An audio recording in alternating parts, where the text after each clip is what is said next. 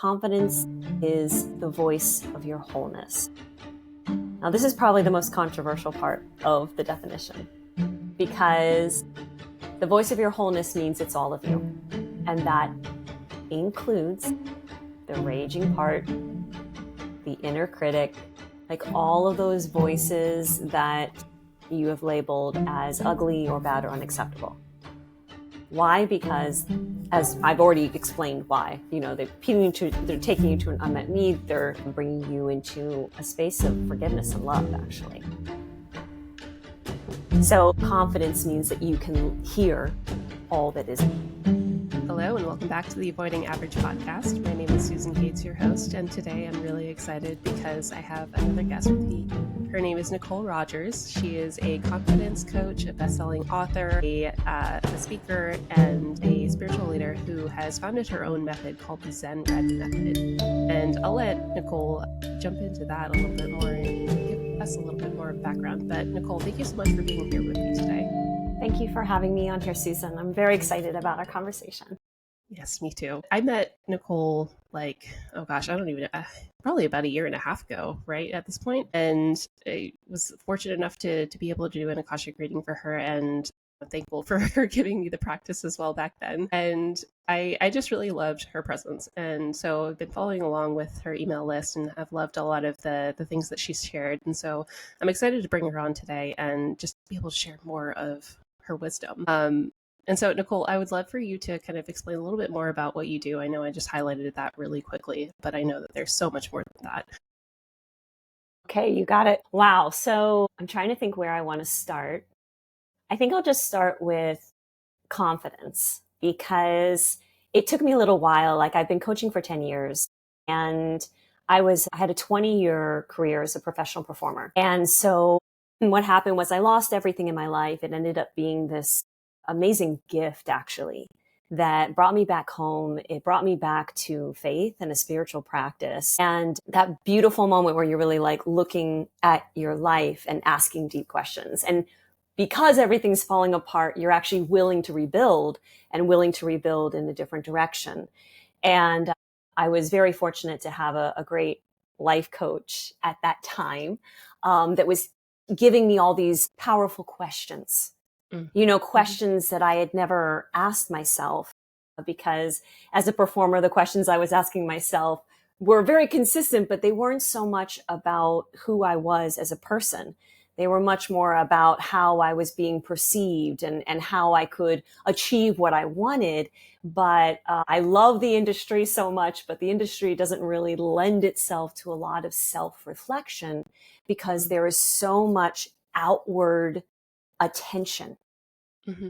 What is the audience saying? How are they reacting? Am I going to get the job? You know what I mean? So even though at the beginning of any performance training, there is inner reflection to be able to bring out the voice and bring out these things, at least for myself, then when I was in the career, it just became so much about the external, because college had been so long ago. So what was beautiful about that was, because I had this combination of finding Zen, which gave me a meditation practice, which for me was like coming home. It was like I was finally breathing air, and I think I had been gasping for air for a long time. And so it was a practice that really affirmed my life, and it allowed me to settle in and be able to ask these questions and actually get real answers, as opposed to, just being stuck up in what I thought it should be. And so that led me to this path of wanting to be a coach, which is like a complete surprise. And when I first started, I was working just with artists, because I had this massive transformation. And I was like, oh my God, this is what every artist wants. They want to be their most authentic self. They want to be up on stage and just be powerful and not worry about what the audience wants and all this stuff. And while it seemed okay for a little bit, I actually found that a lot of artists were so committed to scarcity. They were so committed to this external validation that it was just a lot of like, when I really started getting into my deeper stuff and, hey, but what about this? And what about this? It kind of felt like my clients would do this split in the road, and half of them would be like, I'm with you. And half of them would be like, I'm out of here.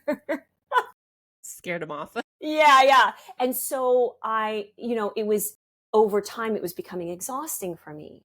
And I started to actually develop some chronic pain issues.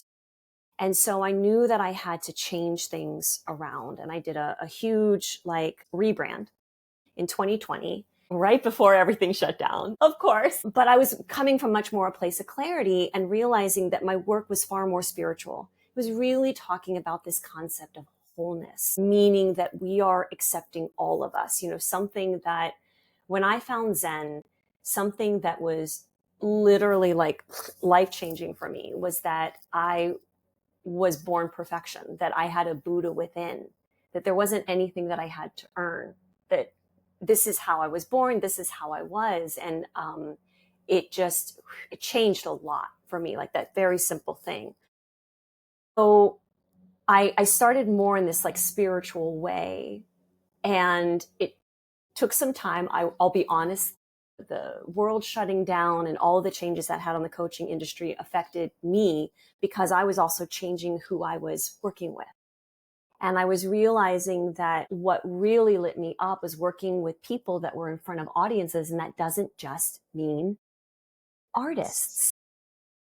That means content creators. That means speakers. That means leaders, people that are getting up in front of other people because they have something to say. But what I was really excited about and really passionate about was that however they showed up, you're talking about presence, how they showed up mattered more than anything, because they had an opportunity in front of an audience of one and in front of an audience of 500, 1,000, 5,000 to have an impact. But what is that impact? So I really started to create my Zen Red Method and my Powerful Presence course to make it more about how can we get up in front of our audience, whether we're on a mic, in front of a video, on a stage, and actually inspire healing, be the medicine that brings us closer together, as opposed to creating more divide, but that it becomes a loop of inspiration that the person that is up there speaking trusts in themselves. They're okay with who they are. And so that presence comes forward and energetically impacts the audience so that the audience goes, I can accept these parts of myself. I can expect the messy. I can expect the highs and the lows. I can come and I can find greater acceptance within myself. And then they go out into the world. So this is confidence. And what's out there is people teaching confidence as power poses or saying things a certain way, especially a lot of people that were performers and they go into this, helping public speakers. Yes, they're teaching all of the tips and tricks we had to be on stage and speak a certain way, but it doesn't matter if the presence isn't behind it. So the confidence is actually your rootedness. It is your trust in your wholeness, trust in everything of who you are. So you're not trying to be or get approval or any of those things. And I mean, a relaxed body relaxes bodies. So this is really the work that I do with my clients, is to help them access this confidence, because we all have it. We all have it. We were born with it, but it's been, covered, and so many things have gotten in the way. So in a nutshell, that's what I'm here for. That's amazing. It's funny when you speak about presence and you speak about confidence, right? And how, I mean, they're both very much related. And I do fully agree that people can sense, the energetics behind it too, even if it's not immediately obvious to them or whatever. But you can see when something's coming from a place of passion versus, I have to do this, or this is how I have to say it because somebody else told me to do it this way. And I think that's where authenticity lies, though, is you speaking from your heart in a sense, or doing something from your heart. And I feel like I sense that too when you're talking about what you do. So thank you for that. That was really beautiful to witness. You're welcome. Yeah, because it's such a basic thing and yet very complex. Mm-hmm. Like I can say this, but I understand deeply because of my own journey that I have been on that it's layered and it takes care and it takes understanding who you are. So there's like a basic understanding of who you are is your greatest power. This is my tagline, basically to say that you are this limitless being, but also that you need to understand who you are. You need to discover who you are. And you do that by going through the layers. And so this is why, I mean, I have many modalities I use with my clients, but especially right now, the main thing that I'm doing is helping my clients with their nervous system. It's a big one. Because if their nervous system is regulated in those moments of regulation, they have the capacity to turn in. They have the capacity to ask the questions and actually receive some truth, you know, again, as opposed to a voice that is really just what their parents think, what society wants from them, you know, something that has been passed down ancestrally. But the regulation of the nervous system, when you're able to get the amygdala to calm down and know everything's okay and you can come out of a threat response, then you're in magic time. And so that ability to be able to bring that forward and have those tools throughout our lives, but especially before you speak, especially before you create your content, especially before you go out on that, you know. Mm-hmm. Yeah. I wholeheartedly agree with that. I think there are a lot of us that kind of grew up not really knowing how to regulate our emotions or really get into a more regulated state, excuse me. And I feel like it's kind of been thrown around a lot, the nervous system regulation, and there are so many different ways to do it too. And so I'd love to hear from you, like, what are some of your favorite ways, maybe like before you're going on to speak or what you teach your clients? What do you feel like are the best ways to do that? Well, I believe in this so fully, and I really don't follow any modality unless it has this as kind of like a baseline, Mm-hmm. which is that we're all unique. Mm-hmm. And so it really then becomes about a discovery for what works for you. So the two main categories for me are the Eden method, which is Eden energy medicine, and then neurosomatic intelligence. Okay, I've never heard of either of those. So Donna Eden is this miraculous woman who remembers her birth and was born seeing energies. Her whole life she saw energies. And she had a heart attack, an MS in her 20s. And every doctor she went to was like, you're going to die. But she had always seen these energies. And so she tells the story of like looking down at her legs as she was starting to lose the ability to use her legs. And she had this thought come to her, what if I just look at it and see if I can get the energy to move in my legs? And she could. So she then just started applying things and let me see if I can move energy. Let's see if I can move energy. And she healed herself of MS completely within a year. When she was back up on her feet, there's a piece of the story I'm missing, but somehow she was led to this energy medicine that was very big at the time. And I think this was maybe the 70s or the 80s. And she ended up taking their training and was like, oh, that's what I've been seeing my whole life. You call that the chakras? Oh, that's what I've been seeing my whole life. You call that the meridians? Like all of these things that she had always seen, but she didn't know that they had systems that had been around for thousands of years. So she dived fully into it and then had these like names. And then she created names for the things that didn't have names. She's got 9 energy systems. And she was a private practitioner for years. And then when she remarried a man who was just very like analytical and a psychiatrist and just much more business minded. And he was able to help her create the Eden method, which is now this global company. They certify practitioners around the world, and they've been doing that for decades. So for me, I was going through this chronic pain journey where I was having headaches literally every day. This is around the time when I was changing everything. And I also was going through quite a journey with infertility, and the world was shut down. There was a lot going on. There was many reasons for me to be having headaches every day. And I had already done a lot of the conventional route and detox and all of that stuff and the supplements. And it was like, I just feeling like I was hitting a plateau and a plateau. Mm.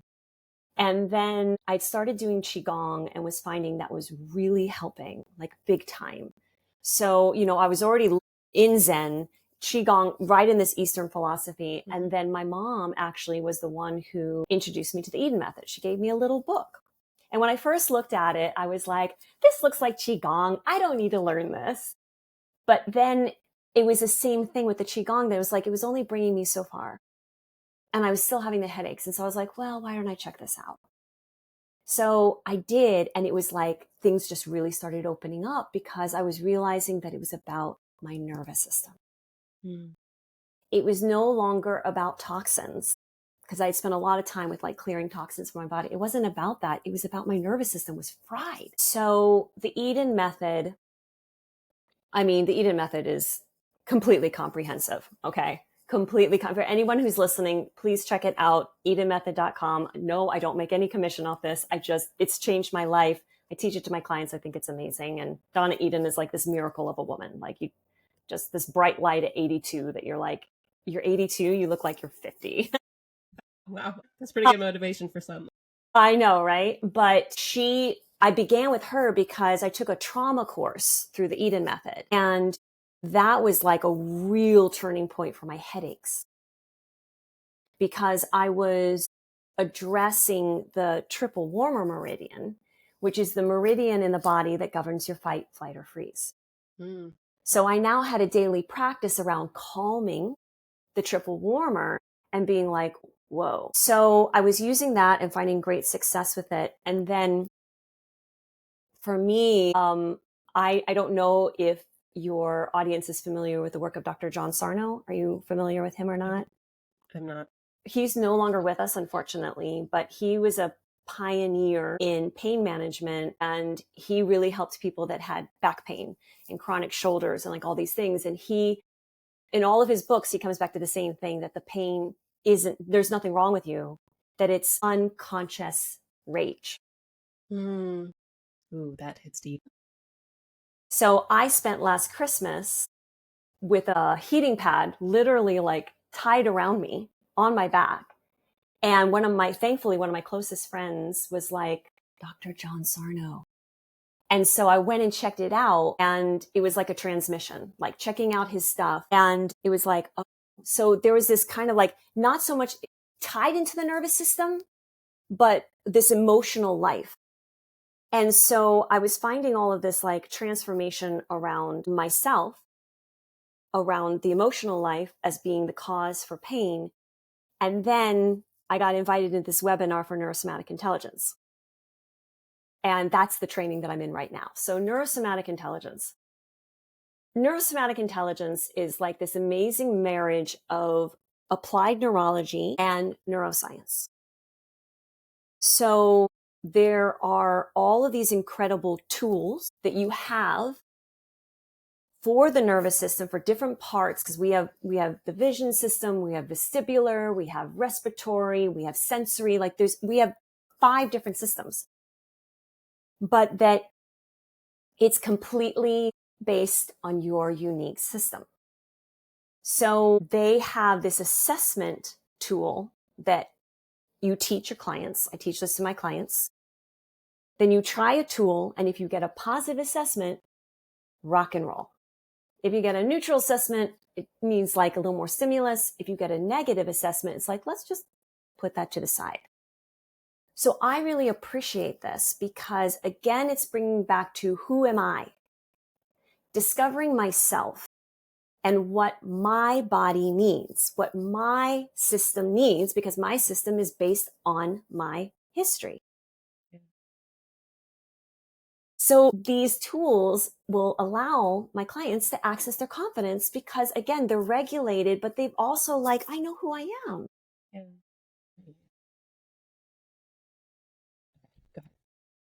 So they're pretty darn magical. And I will say a really simple one. I was wondering if I'd have a chance to do anything on camera, so I have something with me. So for your audience, I recently went through an insane experience that landed me in the hospital. And I've never been admitted to the hospital before. I've never been hooked up to an IV before. But when I was in the emergency room for hours and hours, not knowing what was wrong with me, I actually had my NSI tools with me. And one of them was a straw. So would you like me to teach this to your audience? Yeah, absolutely. Okay. So before I teach it, I'll teach you guys what the assessment is. So before you do any sort of somatic work or nervous system work, you want to know if it's good for you. So you do an assessment beforehand, and the assessment is your range of motion. So if you get more range of motion from something, your nervous system is saying, yay, because your nervous system is relaxing. If you get tense, you're in a threat response and it's like, no go. So an assessment can be very basic. It can be turning your head to see how far your head can turn. It could be turning your trunk to see how far the trunk can go. It can also be here, I'm a little off camera. It can also be seeing how much of a rotation you have in your shoulder. Okay. Okay. So Makes sense. that's the assessment. Straw breathing. So this is really fantastic for bringing yourself down. When you're really overwhelmed and excited, when there's a lot of this happening, the respiratory system really helps to calm the vagus nerve. So the simple tool is that you breathe in through the nose for 2 counts and out through the straw for 8. And I recommend doing it 3 times. So I know you don't have a straw, but what you could do if you want to do it with me, or do you have a straw by you? I do not. I Okay. was like trying to see if I had one. But what you could do is you could put your hand up to your mouth as Okay. if you're blowing through a straw. So do an assessment first, Susan, and see where Okay. you're at. So we'll do the. Okay.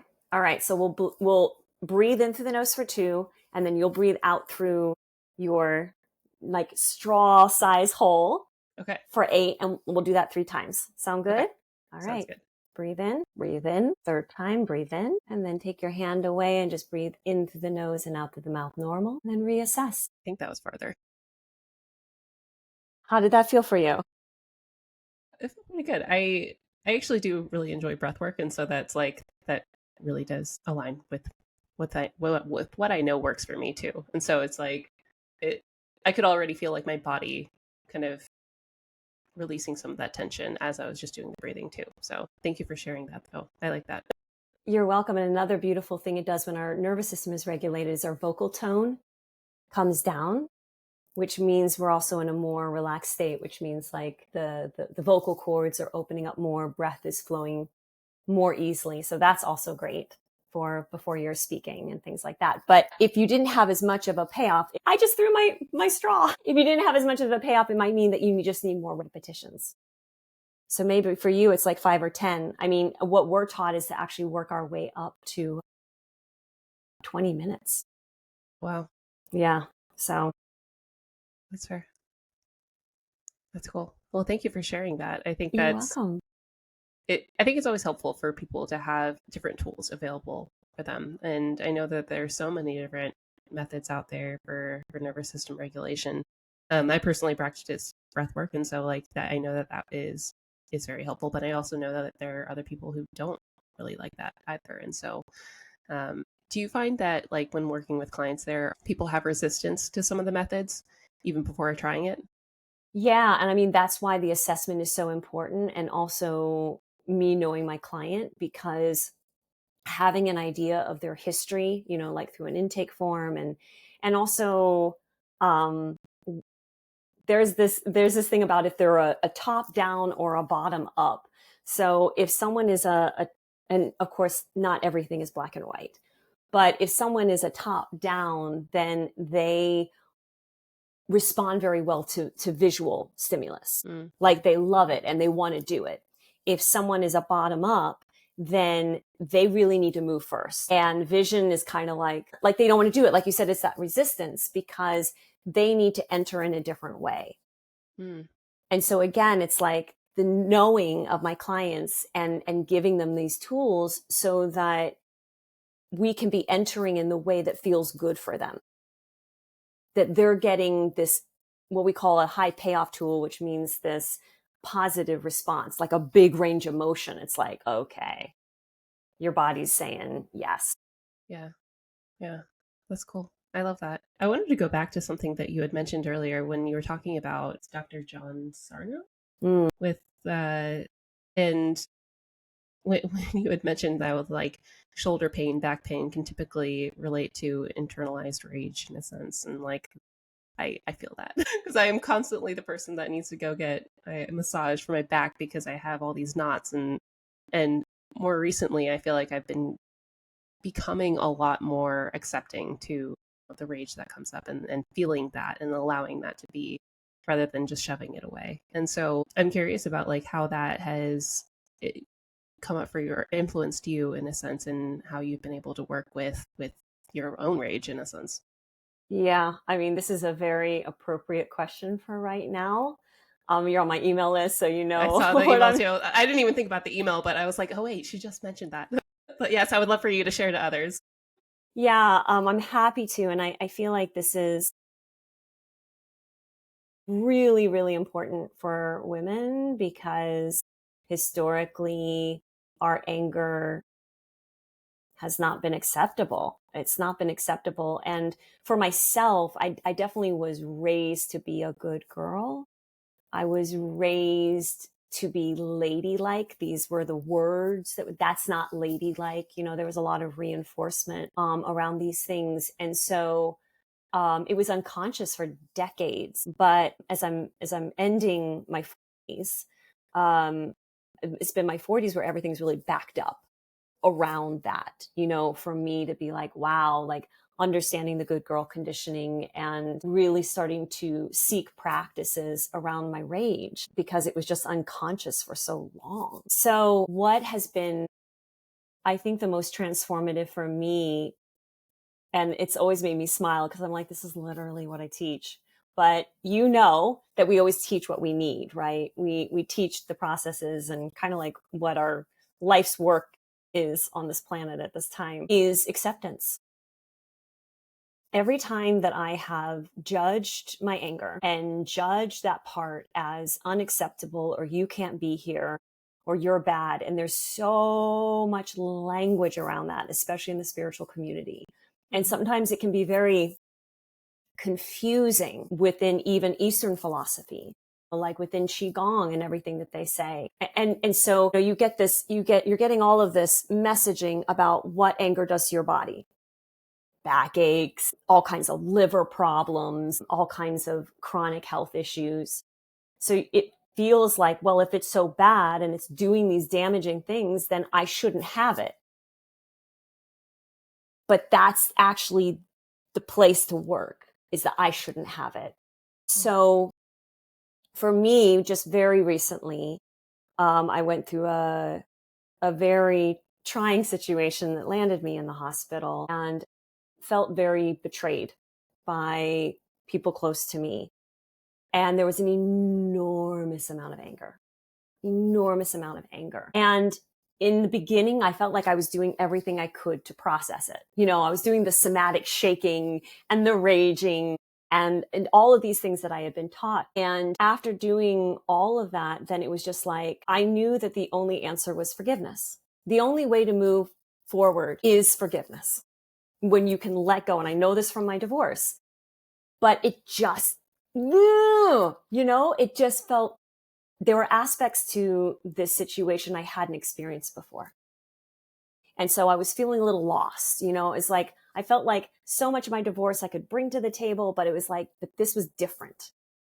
And so I was just feeling like, I know that the only way I'm going to be able to move forward is to forgive these people. But man, why is this so hard? And so I found myself really coming back to this whole concept of oneness. And I say that because Most spiritual teachings come back to the point of suffering is when we believe in good and bad. The point of suffering is when we believe in good and evil. We believe in evil as opposed to only believing in good. Now, this is going to be controversial for some people, but forgiveness comes when you can bless the other person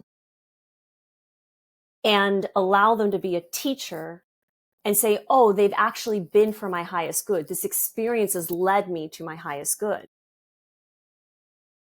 So I felt myself really called into silence and sitting in my practice, my meditation practice, which I hadn't done in a long time, like a long sit. Do you know what I mean? And I let that's part of me that was so angry, that wanted to cause harm to these people, basically go to town. So fill in the blank, the most horrible thing possible. I'm sitting in meditation. I literally let this part just rage, and do terrible things, awful things. And after it had done these terrible things, and I'm not judging it, I'm just letting it go crazy. It turned to me and said, now nobody can hurt you. And I just started bawling because it felt like, one, I knew it was a protector, which I'd known all along cognitively, but it was more like I felt like there was an acknowledgement.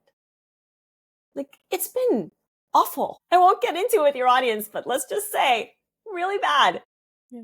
And I just felt this like sense of compassion and like all of my spirit guides coming around me and just like, yeah.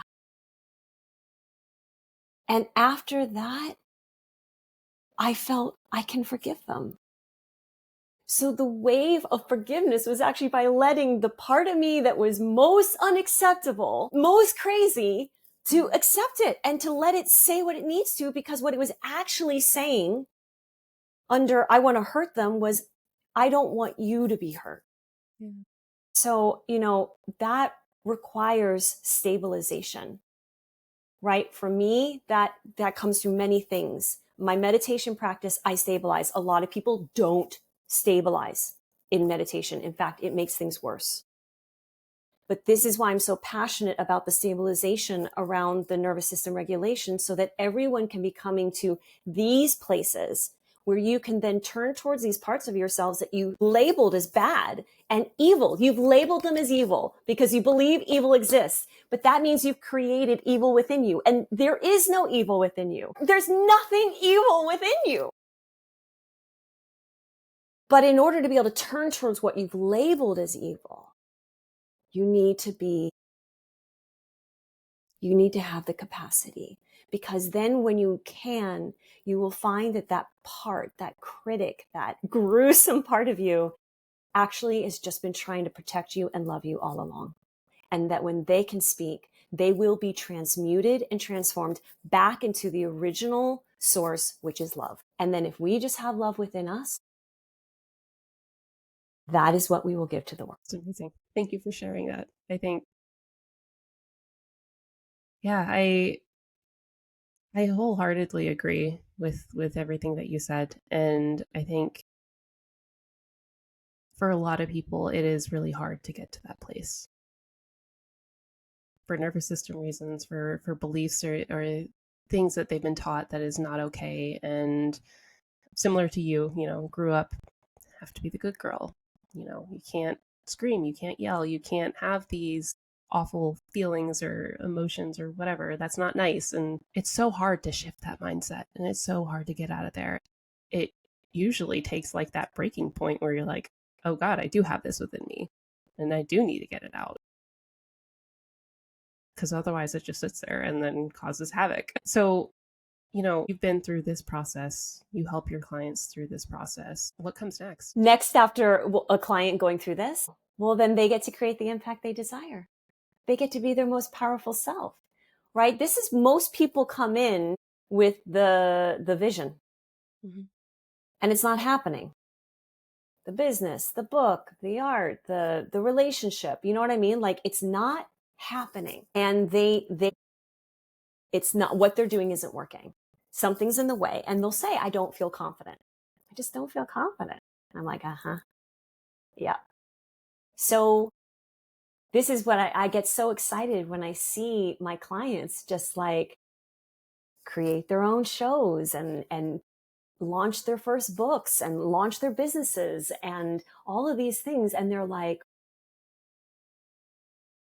oh my God, that's me. And it's like, yes, it was always you. Yes. But you know what I mean? They've got things moving. And so this is why the energy medicine also goes in tandem so beautifully, because I'm helping their energy systems to be running, right? Yeah. So that as they're regulating, then they've also got the juice that they need. So they're able to get up in front of the camera, on the stage, you know, in front of their audience, sing their song, whatever it is, like, but as them, as them. And then the audience is like, gosh, I feel like I can be me. Yeah. I feel better. Wow. Let's go buy that album. Let's go buy that book. Let's buy that service.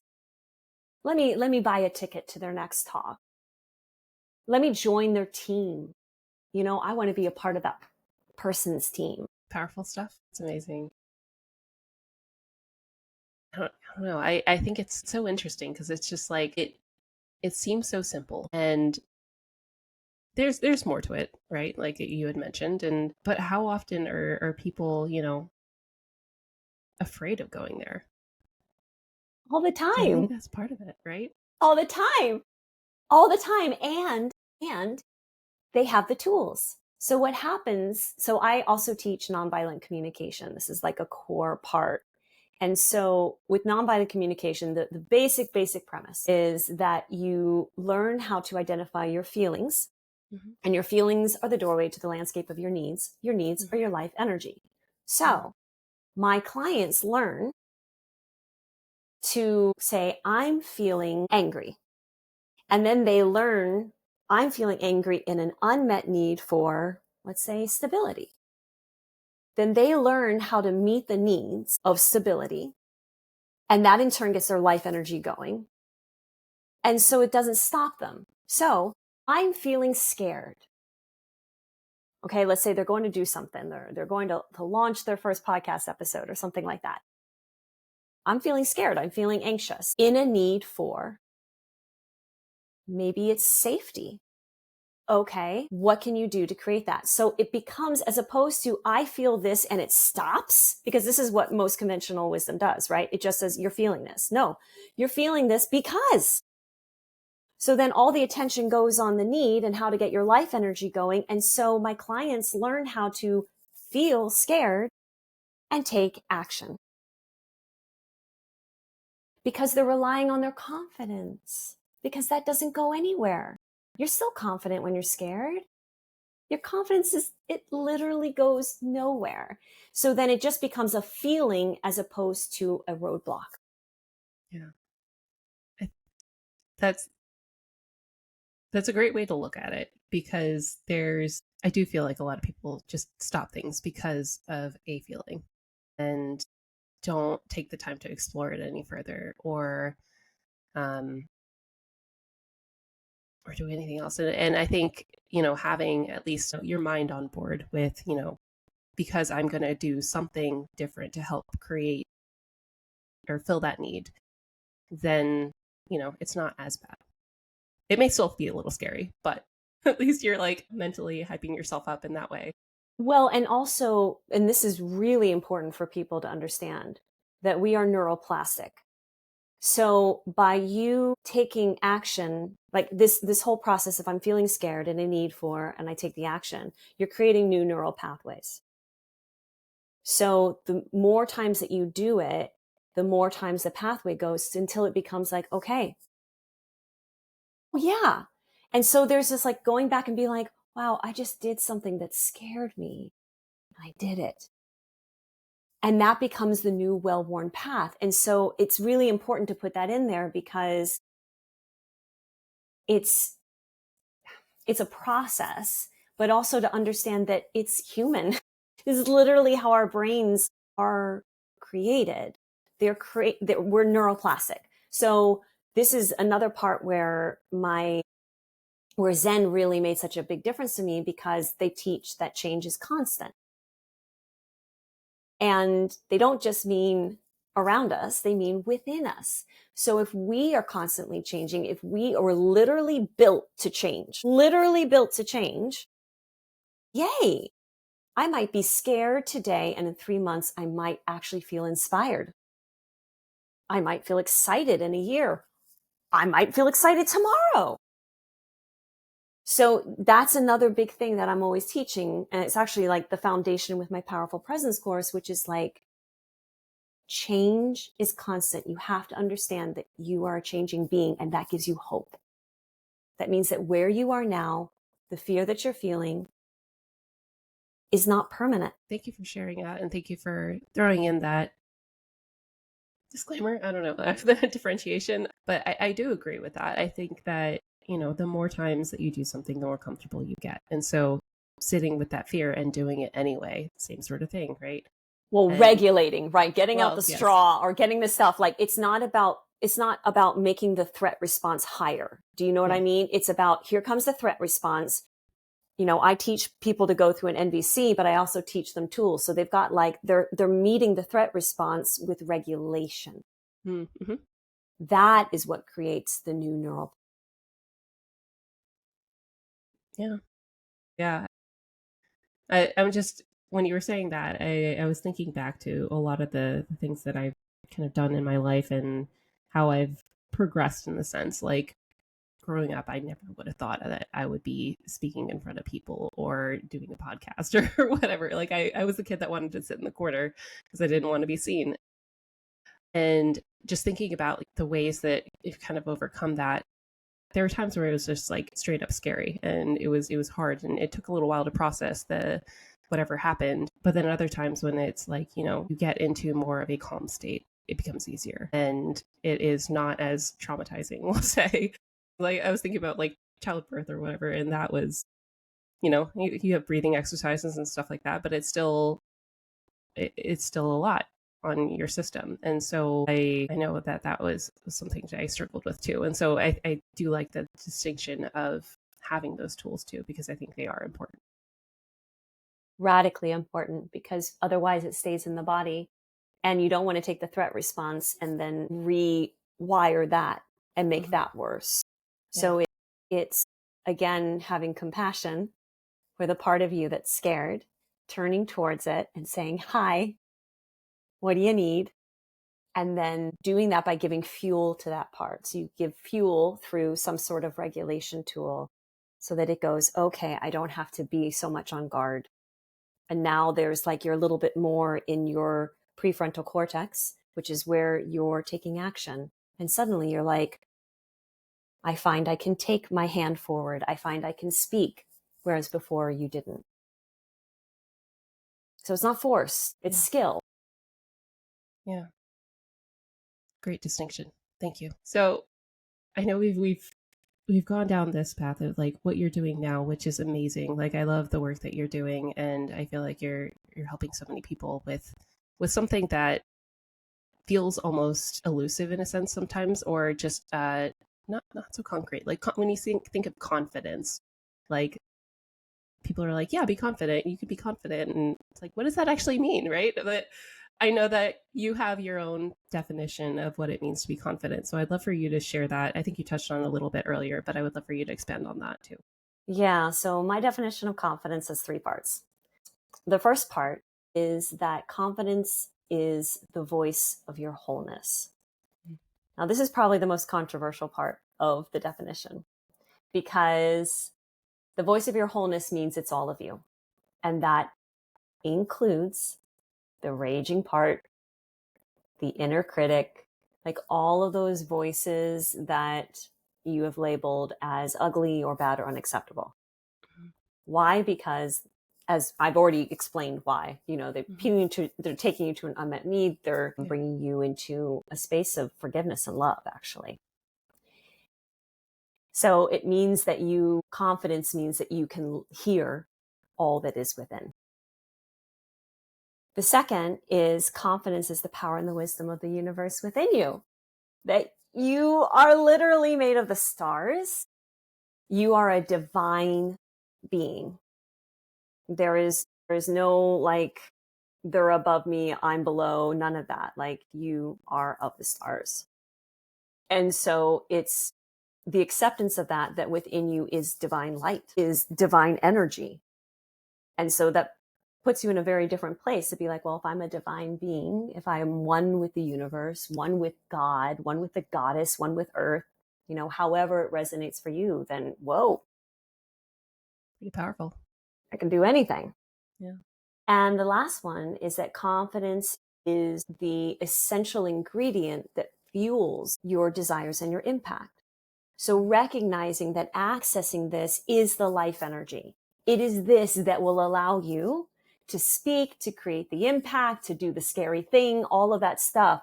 And so it is so important that you are cultivating it and accessing it and giving it the care that it needs. Confidence care, I'll call it.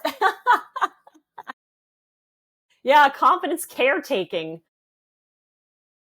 because that is what is going to create what you want in your life. It will create the relationships, it will create the health, it will create the home and the desires. All those things will manifest. It is your manifestation juice, is your confidence. Oh, it's a big one. I think a lot of people talk about manifestation, but and some people talk about, the energetics behind it, but getting to that point requires fully believing in yourself too. And believing in the universe and everything. And by your definition, it's all the same, right? So Exactly. And so much out there around manifesting and affirmations is like, just do the affirmations. It's like a just do it. And that ends it when the person doesn't manifest the thing they want, then they'll just beat themselves up and it'll just perpetuate. And that threat response that something's wrong with me, right? That just gets myelinated. That just gets worse and worse and worse and worse. So it's like, this is another thing I get passionate about, is like, okay, you got to be regulated to do your affirmations. You got to be in a place of openness and like receptivity to create the new neural pathways. Again, it's not force. I've been loving this conversation, and I know that we got I have my main question that I wanted to ask you before we even got down this way, but I've been enjoying this conversation so much. So, going back to the title of the podcast, Avoiding Average, I would love for you to kind of dive into a little bit about, what average was for you growing up.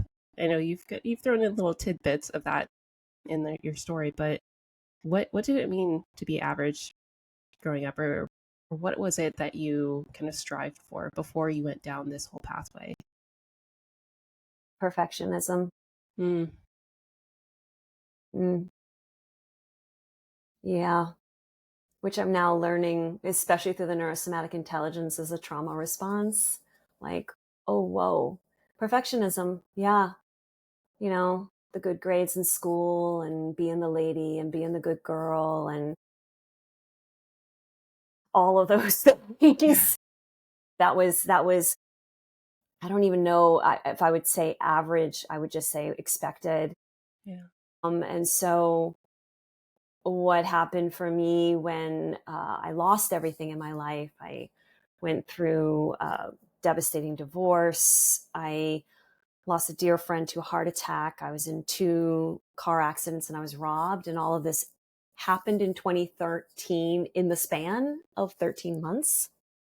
I wrote a book about it called 13, and 13 is this amazing divine number. Basically, all of that went up in smoke. This, wait a minute, like a questioning of all of that. And it was because of that questioning that I was able to rebuild a whole new life, that I ended up leaving the performing industry and becoming a coach and finding love after divorce. And my gosh, becoming a first time mother at 47. Just some enormous miracles that happened because this deconstruction of what was average or accepted fell away. I'm sorry to hear that you had to go through all of that. I know that tremendous life changes, right? That you went through in that short of a time span. Um, do you have any regrets how it went No, through? No. I look at my husband, I look at my daughter. I mean, it's like there's no greater miracle than after devastating heartbreak to find love, and that it is a love more than you could have ever imagined. For everything I went through, divorce and IVF and miscarriage, and to then hold my daughter for the first time, there's no regrets. And especially I really felt like, I remember halfway through 2013, I was like, oh, my role is to break the karmic wheel in my family. It's me. And so, it's now been 12 years since 2013. And it's just, that's constantly been like my life and what I go through is for service. So I love to write. I wrote a book about 2013. What I'm going through now, I'll be writing about. I write to my email list. Like, I create programs and I create things out of my experience to help others. And so, yeah, it's not a fun ride, but it's like I definitely took a bodhisattva vow that I would save all sentient beings. And it seems to be that whatever I go through, whatever hardship, is to be in service, meaning that I then understand I have someone in front of me and I go, oh, like literally lived experience in now a whole slew of things I have lived experience in. So I don't have any regrets, because again, there's no evil, right? So this has all been for like my abundance and my good, for the good of others. Yeah. I love that mentality, and I love that you feel that way even through everything that you've been recently, and then back in 2013. And so, thank you for sharing that, and thank you for sharing your story. If someone is interested in your story, your book, how would they find that? Oh, great. They can go to, well, first of all, it's on Amazon. That's probably the easiest way. It's called 13 One Woman's Sacred Journey to Discovering Her Greatest Power. It's on Amazon. Also, you can go to 13thebook.com, which is 13thebook.com. And then there's all kinds of buttons there. So if you don't want to do Amazon and you want to do another place, there's options for other places to purchase the book. I'll be sure to link those in the show notes too. Thank you. And if anybody else outside of the book, how else would people reach out to you? Yeah, so I'm on the TikTok, actually having a lot of fun over there. Nice. Please come over and send me a message and say, hey, I'm from Susan's podcast. Please let me know so I can, check out what you're doing there as well. And that's Nicole Rogers 13, for obvious reasons. Yep. And then I'm on Instagram as well. Please DM me there. I'll be honest, these days I'm much more on TikTok than Instagram, just because TikTok, wow, just much more. It's just a really cool platform. I'm really digging it. It's very real.